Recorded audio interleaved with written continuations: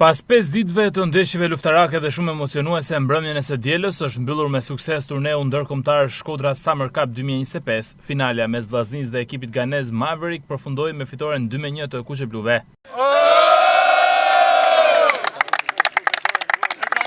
E veçanta këtij edicioni ishte se krahas ekipeve të Shkodrës dhe rajonit verior, konkurrues kanë qenë edhe ekipa afrikane. Ky turneu ka një specifik tjetër në raport me turneun e moshëve të vogla, sepse ky është një turneu scoutingut, pasi ne kemi mbi 20 agjenci scoutingut të cilët janë prezente në këto ditë nga vende të ndryshme të botës për të ndjekur këtë turne. Mund të themi që kemi edhe nga Argentina scout, mund të kemi edhe nga Greqia, apo nga Nigeria, apo edhe nga vendet e tjera, edhe po ndjekun me shumë vëmendje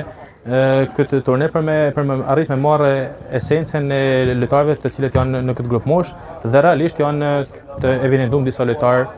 edhe për me tutje. Emocionet për kuqeblut janë të shumta, jo vetëm për fitimin e turneut, por edhe asaj që dhanë në fushë gjatë këtyre përballjeve. Ne nuk shohim asnjëherë rezultatin, shohim promovimin, shohim afrimin e elementeve cilësor që të shërbejmë sa më shumë rajonit, ekipe profesioniste, sepse në këtë nivel që u zhvilluar këtë ndeshje është pothuajse niveli profesionist, se u pan shumë ekipe, shumë lojtarë që bëjnë diferencë dhe janë pothuajse të gatshëm të afrohen në ekipet e para. Të janë aktivitete që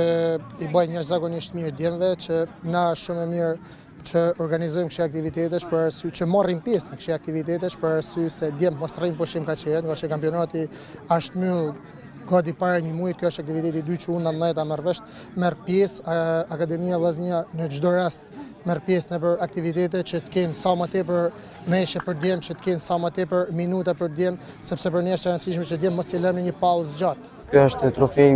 i dytë personal,